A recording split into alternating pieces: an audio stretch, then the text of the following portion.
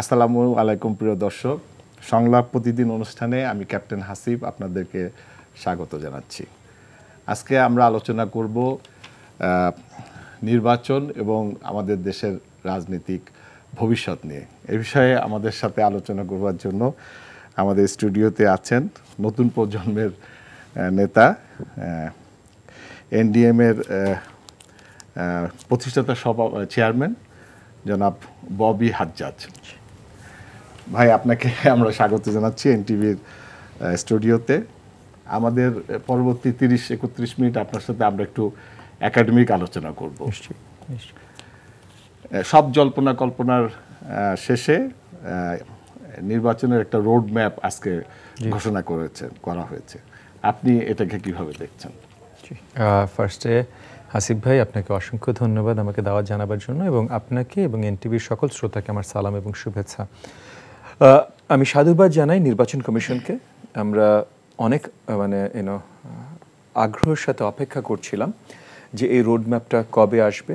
তো আমাদের একটা ধারণা ছিল যে অগস্টের ভেতরেই এই রোড ম্যাপটা প্রকাশিত হবে। নির্বাচন কমিশন বা মাননীয় চিফ ইলেকশন কমিশনারই এটা জানিয়েছিলেন। সো আজকে সেটা পরিষ্কারভাবে হলো।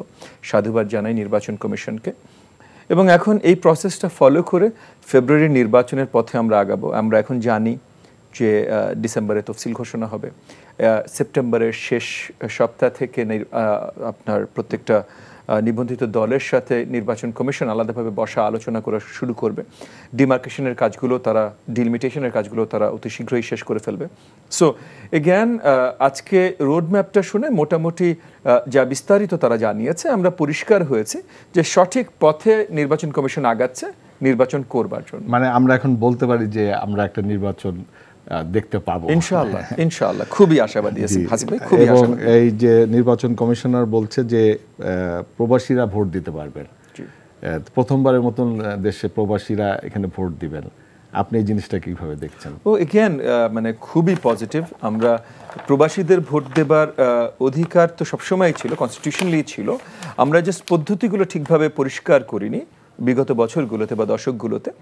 এবং এইবার এই নির্বাচন কমিশন আসার পর থেকে আমরা কয়েকবার আসলে তাদেরকে আলোচনার মাধ্যমে লিখিত আকারে আমরা জানিয়েছি যে কীভাবে আপনার বেশিরভাগ নিবন্ধিত দলই জানিয়েছে যে কীভাবে প্রবাসীদের ভোট গ্রহণ করা যেতে পারে।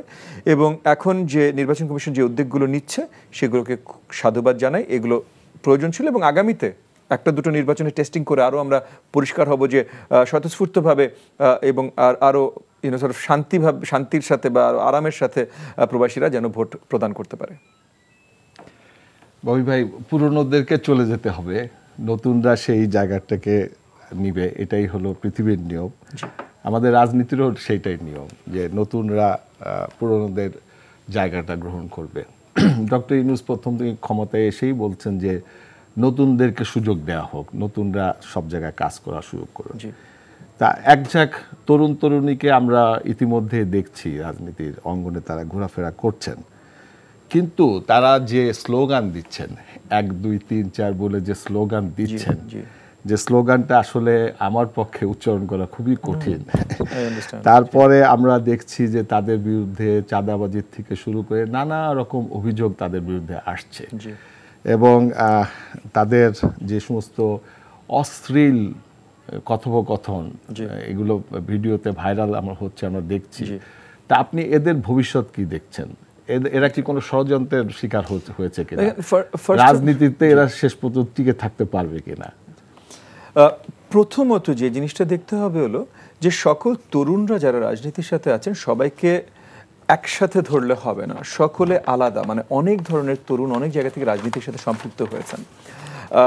এবং এর ভেতরে যেমন মনে করেন, আপনি যদি জুলাই আন্দোলনের পরে বলেন, জুলাই আন্দোলনের পর তরুণদের দুটো দল হয়েছে, একটা হলো এনসিপি, একটা হলো ইউনাইটেড পিপলস বাংলাদেশ, বোধহয় ইউপিবি, এরকম কিছু একটা, এনসিপি ইউপিবি। এর ভেতরে এনসিপিটা যেহেতু সরকারের পৃষ্ঠপোষকতা পেয়েছে বা পেয়ে যাচ্ছে, সো এনসিপির সাথে সবার পরিচিতি আছে, ইউপিবির সাথে হয়তো আরেকটু পরিচিতি কম।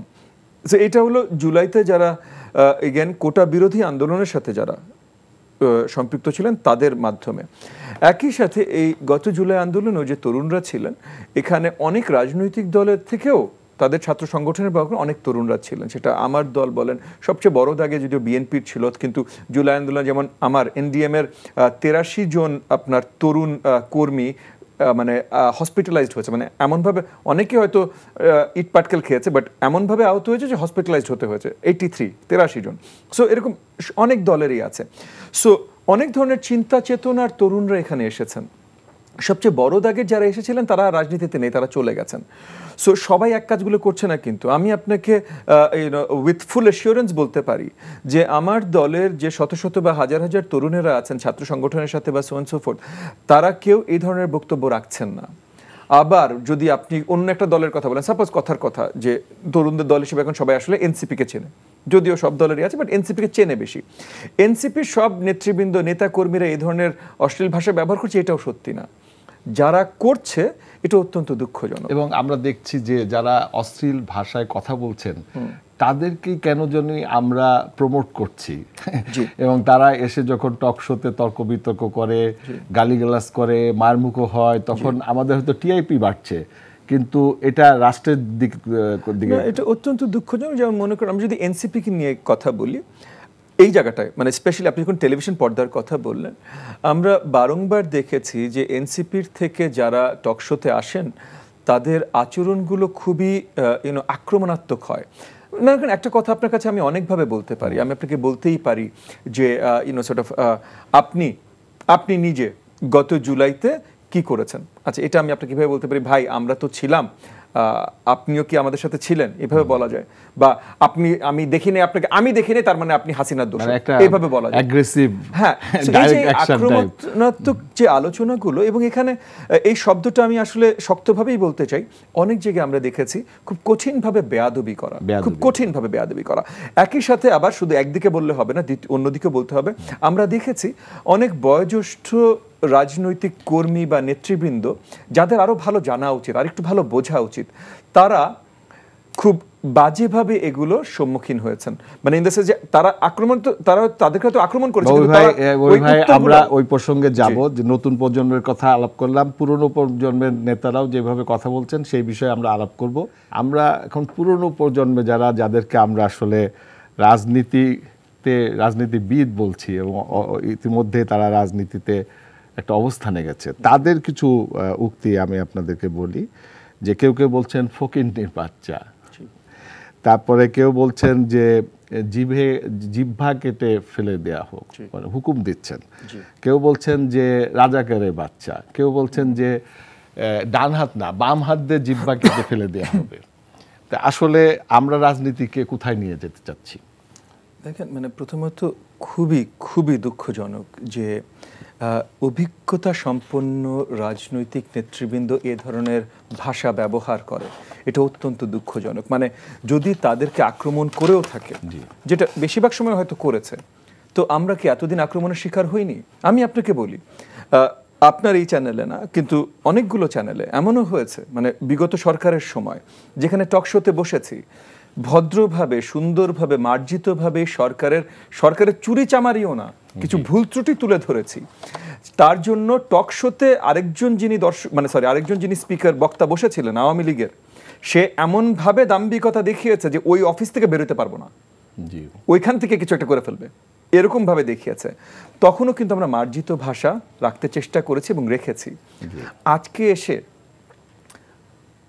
ওই রকম আক্রমণ তো আর কেউ করতে পারছে না, ভাষার আক্রমণই তো ম্যাক্সিমাম করছে।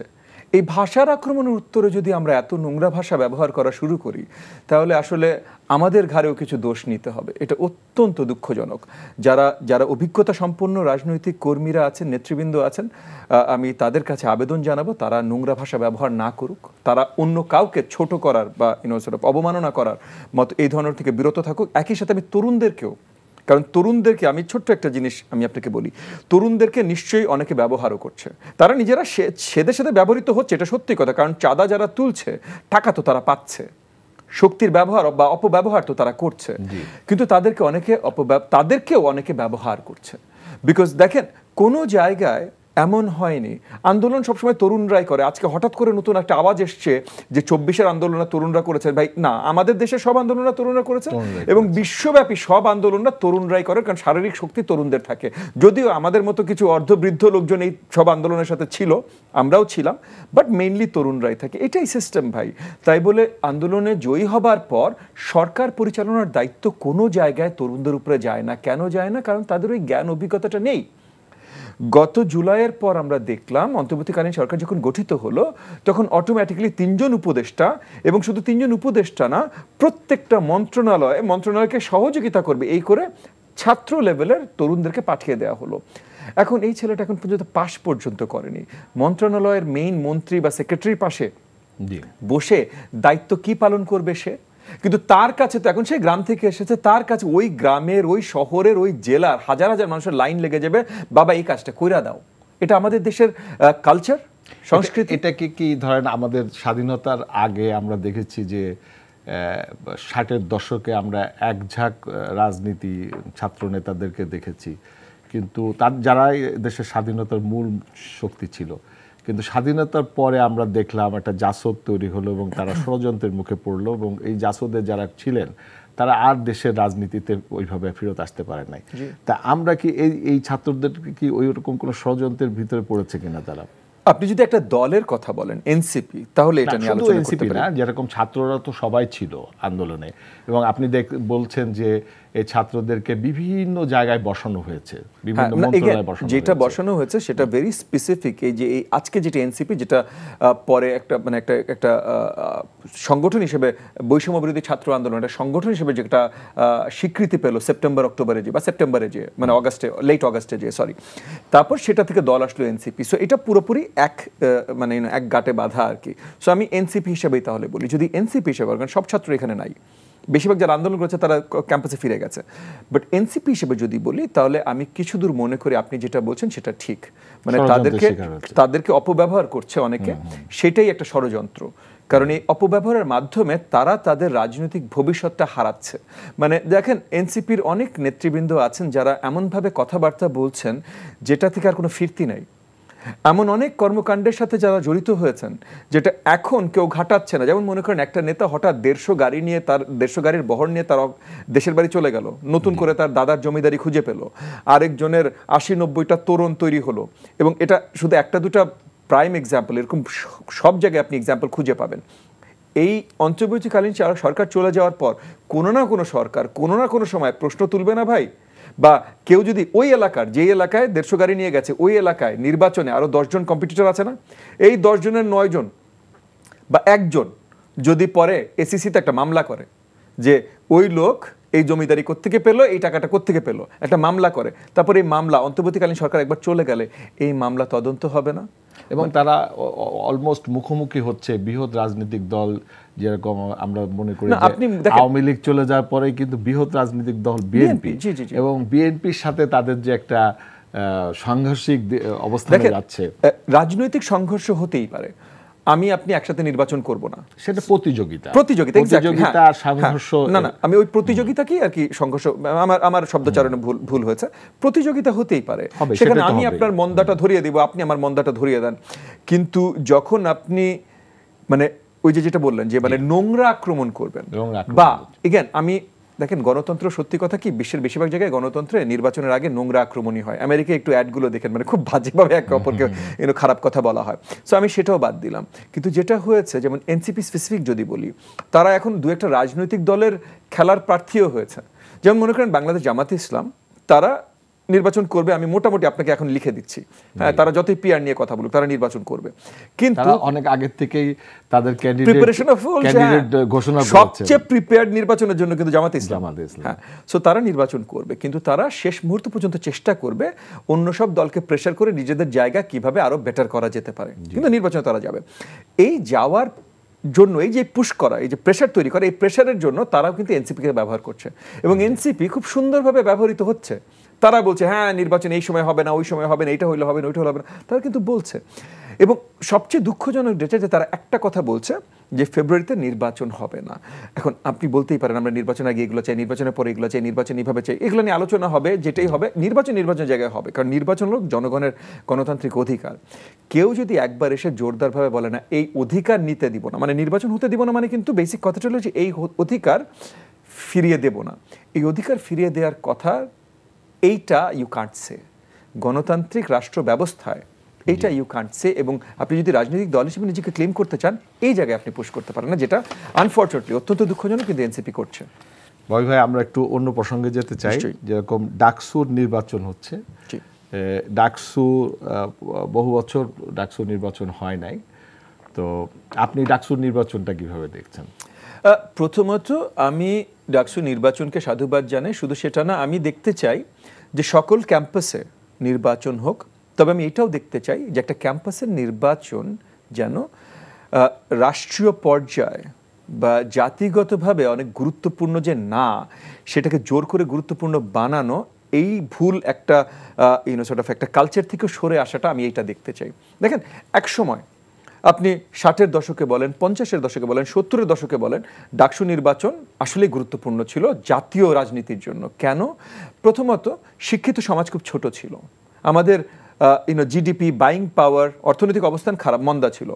সো ওই যে সবাই পাশ করেছে কোত্থেকে? ডাকসু থেকে পাশ করেছে, মানে ঢাকা বিশ্ববিদ্যালয় থেকে পাশ করেছে। এবং ওই শহুরে সমাজটা খুব ছোট, এরা সবাই ঢাকা বিশ্ববিদ্যালয়ের সাথে কানেক্টেড, অ্যালামনাই এই সেই ঢাকা বিশ্ববিদ্যালয়ের সাথে কানেক্টেড, বাইং পাওয়ারও সব এদেরই। সো ডাকসুতে কে নির্বাচিত হবে, কারণ এবং আন্দোলন তরুণরাও, এত স্কুল কলেজ খুলে নেই, আন্দোলনের তরুণরাও এই ডাকসু মানে ঢাকা বিশ্ববিদ্যালয় থেকে বেরিয়ে আসবে। সো ঢাকা বিশ্ববিদ্যালয় কোন দিকে যাচ্ছে, এটা জাতীয় রাজনীতিতে বড় একটা ভূমিকা রাখে। আজকে আমরা এই জায়গায় নাই। আপনি যদি জুলাই আন্দোলনের কথাও বলেন, জুলাই আন্দোলনে কিন্তু ডাকসু প্যাক আপ করে গেছিল জুলাই 17 তারিখে। ডাকসু এবং মানে ঢাকা বিশ্ববিদ্যালয় সব জাতীয় সব আপনার পাবলিক বিশ্ববিদ্যালয়গুলো 17 তারিখে প্যাক আপ করে গেছিল, শেষ আন্দোলন শেষ। 18 তারিখে স্কুল কলেজ মাদ্রাসা প্রাইভেট বিশ্ববিদ্যালয় এই তরুণগুলো রাস্তায় নেমে নতুনভাবে আন্দোলন শুরু করেছে। হ্যাঁ, আজকে এনসিপিতে এরা নাই। ববি ভাই, আমরা এই ঢাকা বিশ্ববিদ্যালয়ের রাজনীতিটাকে দুই ভাগ করতে চাই। প্রথম অধ্যায় হলো স্বাধীনতার পূর্বে 60-এর দশক, আপনি বলেছেন যে 60-এর দশকে ঢাকা বিশ্ববিদ্যালয়ের যে রাজনীতি আমরা দেখেছি, সেখান থেকে এক ঝাঁক তরুণ নেতা তৈরি হয়েছে। সিরাজুল আলম খান, আসম আব্দুল, তোফায়েল আহমেদ, শেখ মনি, আব্দুল কুদ্দুস মাখন, যাক আজকের মান্না ভাই, সেটাও ওই তখনকার 60-এর দশকে তারা একটা রাষ্ট্র স্বাধীন করেছেন। এবং তারা কিন্তু এখানে ছোট্ট একটা ভুল আমি আপনাকে ধরিয়ে দিই, রাষ্ট্র স্বাধীন করেছে মুক্তিযোদ্ধারা। তারপর তাদের মানে 69-এর আন্দোলন, 70-এর আন্দোলন, নির্বাচন, এগুলো সব তাদের ভূমিকা, তাদের অগ্রণী ভূমিকা ছিল। তারা ওই সময় আমরা দেখেছি যে ঢাকা বিশ্ববিদ্যালয়ে তারা পতাকা তুলেছে, বাংলাদেশের রব ভাই তুলেছেন। হ্যাঁ, তারপরে তারা বীর বাঙালি অস্ত্র ধরো, বাংলাদেশ স্বাধীন করো, তারপরে আপনার তোমার আমার ঠিকানা, পদ্মা মেঘনা যমুনা, এইসব স্লোগান দিয়েছে। এটা হলো আপনার স্বাধীনতার আগের অংশ। স্বাধীনতার পরে এসে আমরা দেখলাম যে এটা রক্তাক্ত প্রান্তর হয়ে গেল। আমরা দেখলাম 7 মার্ডার, মহসিন সূর্য সেন হল থেকে 8টা ছেলেকে অস্ত্রের মুখে ধরে আনা হলো মহসিন হলে, এবং মহসিন হলে আসার সময় একজন পালিয়ে গেল, বেঁচে গেল, আর বাকি 7 জনকে তারা এক টিভির যে ঘর, সেই রুমের মধ্যে নিয়ে যেয়ে হাত পা বেঁধে তাদেরকে ব্রাশ ফায়ার করে মেরে ফেলা হলো। এই যে রক্ত মানে খুন শুরু হলো।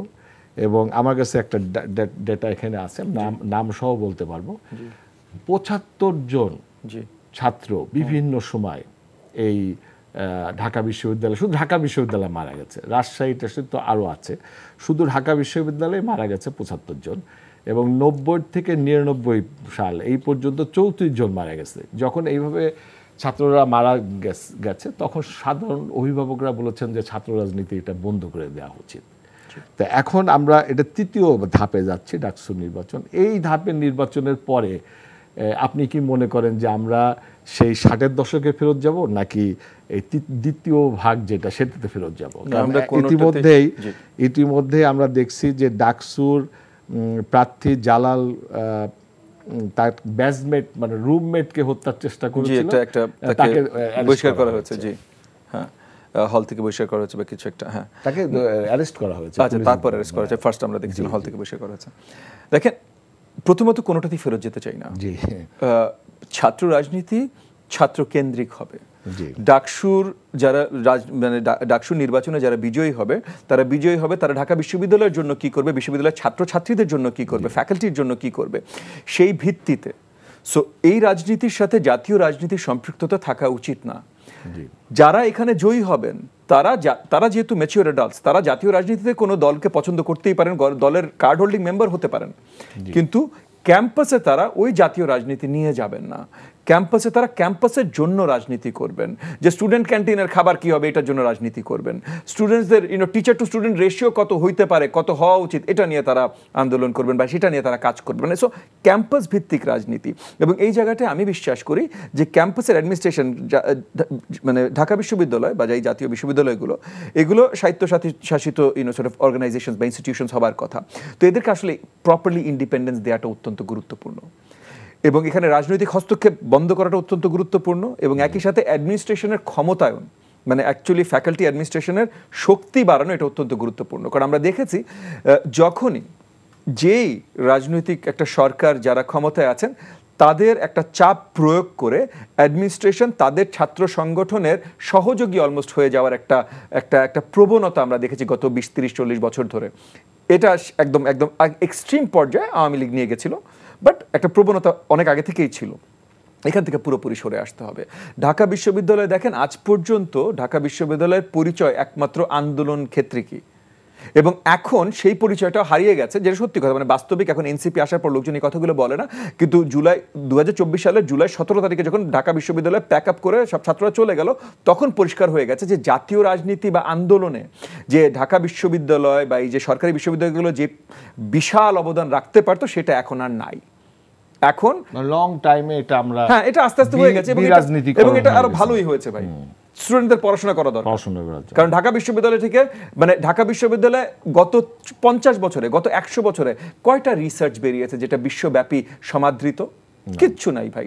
হাতে গুনে যে দুই একটা নাম বলবেন, সেই দুই একটা হয়তো তারা ঢাকা বিশ্ববিদ্যালয়ে মাঝখানে কিছুদিন টেনিয়র করে চলে গেছে, বিদেশে চলে গেছে, অন্য কোনো বিশ্ববিদ্যালয় থেকে তারপর তাদের ফাইনাল জিনিসপত্র বেরিয়েছে। এই যে এখন যেমন আমাদের কারেন্ট ঐক্যমত কমিশনের যে second in command doctor Ali Riaz, উনি তো ঢাকা বিশ্ববিদ্যালয় ছিলেন ভাই, মেধাবী লোক ছিলেন, কিন্তু উনার মেধার পরিচয় রাষ্ট্রবিজ্ঞানী হিসেবে যা মেধার পরিচয় সবকিছু উনি আমেরিকা যাওয়ার পর হয়েছে, ঢাকা বিশ্ববিদ্যালয়ে থাকতে হয় নাই। ঢাকা বিশ্ববিদ্যালয়ে উনি রাষ্ট্রবিজ্ঞানীও ছিলেন না, উনি বোধহয় জার্নালিজম ডিপার্টমেন্টের টিচার ছিলেন, যদ্দূর, আমি যদি ভুল হয়ে থাকে আমাকে ক্ষমা করবেন। সো তাহলে আপনি বুঝেছেন মেধার বিকাশ, যারা মেধাবী, এই যে ডাক্তার আলী রিয়াজের মতো যারা মেধাবী, তাদেরও মেধার বিকাশ ঢাকা বিশ্ববিদ্যালয়ে হয় নাই। ঢাকা বিশ্ববিদ্যালয়কে মেধার বিকাশের তীর্থস্থান হিসেবে আমরা বানাতে চাই, নট গুন্ডাবাজি বা এইসব। সো এই যে ঢাকা বিশ্ববিদ্যালয় নির্বাচনে, ডাকসু নির্বাচনে এখন যে মিডিয়া ফোকাসটা না, এইটা নেগেটিভ জিনিস হিসেবে আমি দেখি। কারণ এই যে ছাত্রছাত্রীরা আছে তাদেরকে আরো পুশ করবে, ইনথুজিয়াস্টিক করবে জাতীয় রাজনীতির সাথে সম্পৃক্ততা আনার জন্য, ওইখানেই আনার জন্য। এখন তারা পরে যে জাতীয় রাজনীতি আসবে, ইনশাল্লাহ নিশ্চয়ই আসবে, কেন আসবে না, কিন্তু ওইখানকার রাজনীতি কখনো জাতীয় রাজনীতি হতে পারে না, ওটা ছাত্রছাত্রীদের রাজনীতি হতে হবে। এটা ওরাও চাচ্ছে, সেটাই অনেকেই সেটা চাচ্ছে, এটাকে আমি সাধুবাদ জানাই। আরেকটা প্রসঙ্গে যেতে চাই, আপনি অক্সফোর্ড থেকে লেখাপড়া করেছেন। আমাদের দেশে প্রতি বছর বন্যা হয়, এই যে বন্যাটাকে, এটাকে আপনি প্রাকৃতিক দুর্যোগ বলবেন নাকি মনুষ্য সৃষ্টি কৃত্রিম বিপর্যয়, আমাদের মানে সর্ববৃহৎ কৃত্রিম বিপর্যয় যেটা মানুষ সৃষ্টি করেছে? আপনি কিভাবে বলবেন এই বন্যাটা? ফার্স্ট অ্যান্ড ফরমোস্ট আমি একটা জিনিসটা পরিষ্কার করে রাখি যে আমি পরিবেশবিদ বা মানে ক্লাইমেটোলজিস্ট বা ওয়াটার সায়েন্সেস, এগুলো আমার বিশেষজ্ঞতা না, বাট তবুও আমি বলছি আমাদের ডেল্টাইক প্লেনস বাংলাদেশ, এখানে গত 600-700 বছরের ইতিহাস যদি আমরা দেখি, এই যে বন্যায় অনেক কিছু ভেসে যাওয়া, নতুন জমি ওঠা, নতুন জমি করা, এটা নতুন না। মনে করেন আমাদের আপনার সাউথ ওয়েস্ট অঞ্চলের একটা বড় অংশ আজ থেকে 700 বছর আগে ছিলই না, পানির নিচে ছিল, তারপর জেগে উঠেছে। সো এটা না, কিন্তু আমাদের যে 54টা নদী ভারত থেকে এসেছে, এই 54টা নদীর মধ্যে আপনার প্রায় 30-32টা নদীর উপরে আড়াআড়ি বাঁধ দেওয়া হয়েছে, যা দেওয়ার কারণে আমাদের নদীগুলো শুকায় গেছে, মানে বেডটা উপরে উঠে আসছে। এবং ভারত যখন একসাথে সবগুলো ছেড়ে দেয়, তখনই বন্যাটা হচ্ছে এবং আপনার যে ক্ষতিটা হচ্ছে। তো এই কারণে আমরা কিন্তু এখন পর্যন্ত এই বিষয়টা নিয়ে কোনো সেরকম কোনো প্রতিবাদ করিনি। আপনারা যদি ক্ষমতায় যান তখন কি আপনারা এই বিষয়টা নিয়ে না? নিশ্চয়ই। দেখেন, আমরা শুধু ক্ষমতায় যাই না, ক্ষমতায় যদি নাও যাই, অন্য কেউ ক্ষমতায় যাই, তাহলে কি আমরা দেশের জন্য কাজ করব না? আমরা রাজনীতিকে এমনি করি নাকি?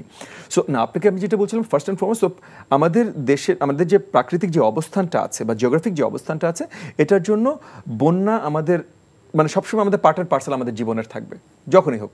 কিন্তু এর সাথে ওই যে আপনি বলেন আমাদের তৈরি করা কৃত্রিম অনেকগুলো প্রবলেম আমরা অ্যাড করেছি। সো গত 100 বছরে ইন্ডাস্ট্রিয়ালাইজেশনের জন্য আমরা ক্লাইমেট চেঞ্জের যে কাজগুলো করেছি, গ্লোবাল টেম্পারেচার একটু বৃদ্ধি পেয়েছে, এটা আমাদেরকে অনেকভাবে ক্ষতিগ্রস্ত করেছে। আরেকটা বিশাল যেটা আপনি মাত্র উত্থাপন করলেন, যে এই যে নদীমাতৃক দেশ বাংলাদেশ, এই নদীগুলোর জন্যই কিন্তু আমাদের এত উর্বর জমি। যখন বড় বড় ড্যাম বসিয়ে দেওয়া হয়, এক তো আমরা রেগুলারলি যে পানি পাই তা না, ওই রেগুলার পানির মধ্যে আমরা ভেসে যেতে পারতাম। বাট সবচেয়ে আরেকটা বড় প্রবলেম হলো যে নতুন সিল্কটা ওই নতুন পানিটা নিয়ে আসে মনসুন সিজনে বা বর্ষাকালে, যে নতুন পানিটা আসে, পানি কিন্তু একা আসে না, পানি কিন্তু নতুন মাটি নিয়ে আসে, ওইটাই কিন্তু উর্বরতা বাড়ায়। বাঁধগুলো দিয়ে দেওয়ার জন্য এই অনেক জায়গায় এই নতুন এই যে উর্বর মাটি, যেটা সিল্কটা আসার কথা, এটা আসতে পারে না।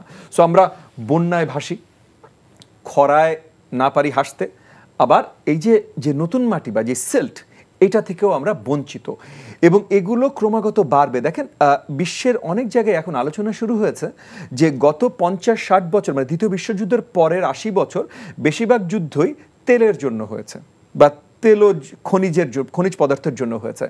আগামী 80 বছর যুদ্ধ হবে পানির জন্য। এবং আসলে কিন্তু অবাক করার মতো কিছু না, কারণ এখন দেখেন তিস্তা নিয়ে আমরা ইতিমধ্যে বহু বছর ধরে ভারতের সাথে অনেক ধরনের আলোচনা বা অনেক ধরনের ঝামেলার ভেতরে আছি। একবার তো 2012-13 সালে বোধহয় আমরা মানে চুক্তি করে ফেলেছিলাম অলমোস্ট, কিন্তু ভারতের পার্লামেন্ট রাটিফাই করলো না, ওয়েস্ট বেঙ্গল মমতা ব্যানার্জি এখানে ভিটো দিল। তো এখন আরো আপনার আপ রিভার যে চায়না এখন বিশাল ড্যাম বসাচ্ছে, বিশাল। হ্যাঁ, এবং মানে বিশ্বের সবচেয়ে বড় ড্যাম হচ্ছে এটা, মানে বিশ্বের ইতিমধ্যে রাইট নাও সবচেয়ে বড় ড্যাম হলো থ্রি গর্জেস ড্যাম। এইটার থেকেও বড় ড্যাম এই টিবেটান প্ল্যাটোতে হচ্ছে, যেটা এই যে তিস্তার এই পুরা বর্ডার, মানে এই পুরা ওয়াটার বডিগুলোর পানি ওইটা রোধ করবে। তো এখন যেই জায়গাটা আমরা, চায়না এখানে তিস্তা প্রকল্প করতে চাচ্ছে, তিস্তাতে চায়না অনেক আগে থেকে আমাদেরকে সহযোগিতা করতে চাচ্ছে, জি অনেক আগে থেকে। সো এখন যে প্রয়োজনীয়তা খুব শীঘ্রই চলে আসবে যে আমাদের মাল্টিল্যাটারাল ট্রিটিস করতে হবে। সো মনে করেন তিস্তা নিয়ে কথা বলতে হলে নেপাল, চায়না, ভারত সবাইকে নিয়ে একসাথে বসতে হবে, এবং এই জিনিসগুলো আমরা যত তাড়াতাড়ি করা শুরু করবো। আমরা বিগত সরকারে দেখেছি যে কোনো পানি বন্টন চুক্তি, কোনো মাল্টিল্যাটারাল ট্রিটি নাই, শুধু ভারতের সাথে ট্রিটি, এবং এই ট্রিটির কোনো ফলো আপ নাই। আমরা যদি ক্ষমতায় আসি বা আমরা যদি ক্ষমতায় নাও আসি, সরকারি দায়িত্বে যেই আসবে, এবং আসলে ক্ষমতা শব্দটা আমার পছন্দ না, সরকার আসলে একটা দায়িত্ব, এটা ক্ষমতা না। হ্যাঁ, তো এই দায়িত্বে যেই আসবে, যদি আমরা আসি খুব ভালো, যদি আমরা না এসে অন্য কেউ আসি, আমরা তাদেরকে সারাক্ষণ চাপের মুখে রাখতে চেষ্টা করবো যেন তারা পাবলিকের কাছে উন্মুক্ত, যেন পাবলিক জানে, লুকানো হবে না, এবং মাল্টিল্যাটারাল পানি আপনার বন্টন চুক্তিগুলো তৈরি করার কাজ করে। এই যুক্তরাষ্ট্র, আমাদের প্রতিবেশী রাষ্ট্র যে ভারত, তার উপরে 50% শুল্ক আরোপ করেছেন, এবং আমরা যুক্তরাষ্ট্রের সাথে একটা ভালো নেগোসিয়েশনে যেতে পেরেছি যে আমাদের শুল্ক 20%, সব মিলে 35%। চায়নার উপরেও শুল্ক আরোপ হয়েছে। তো সুতরাং এই যে এই সুযোগটা কিভাবে নেওয়া উচিত বাংলাদেশকে? দেখেন, প্রথমত আমার মনে হয় এখানে সুযোগ অনেকভাবে তৈরি হয়েছে। একটা তো যে যদিও মানে মনে করেন আমাদের যে 20% আমাদের মেইন যে কম্পিটিটর ইন্ডিয়া বাদে ভিয়েতনাম, কম্বোডিয়া, এদেরও মোটামুটি এদেরও কমিয়ে দিয়েছে। সো ওই জায়গা থেকে আমরা স্পেশাল কোনো ফেভার যে পাচ্ছি তা না, এবং একই সাথে বড় বড় যেগুলো আপনার চায়নার থেকে অনেক অর্ডার এখন চলে আসবে, ইন্ডিয়ার থেকে অর্ডারগুলো আসবে। হ্যাঁ, এবং এগুলো এগেইন শুধু আমাদের কাছে আসবে না, এটা ভিয়েতনাম, কম্বোডিয়া, ভিয়েতনাম মানে আমাদের সাথে আগেই কম্পিটিশনে ছিল, এবং আমাদের সুযোগ বেশি, মানে আমাদের আমরা যদি নিতে পারি, নিশ্চয়ই আমরা যদি নিতে পারি। তো এই জায়গাগুলোতে আসলে কিন্তু এখানে এই জন্য আমি বললাম যে অনেকভাবে নতুন সুযোগ তৈরি হয়েছে। একটা হলো যে আমেরিকাকে আমরা কিভাবে আমাদের কাস্টমার আরো শক্তভাবে বানাতে পারি, এরকম যেমন একটা সুযোগ তৈরি হয়েছে।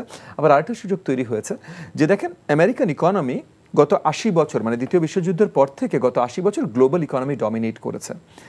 কিন্তু এখন এই ট্রাম্প সাহেব হয়তো একটা চাবি চালিয়ে দিয়েছেন, এটার মোমেন্টামে আমেরিকান ইকোনমি আস্তে আস্তে সাইডলাইন্ড হয়ে আপনার ইস্টার্ন ইকোনমিগুলো আবার রোবাস্ট হতে পারে।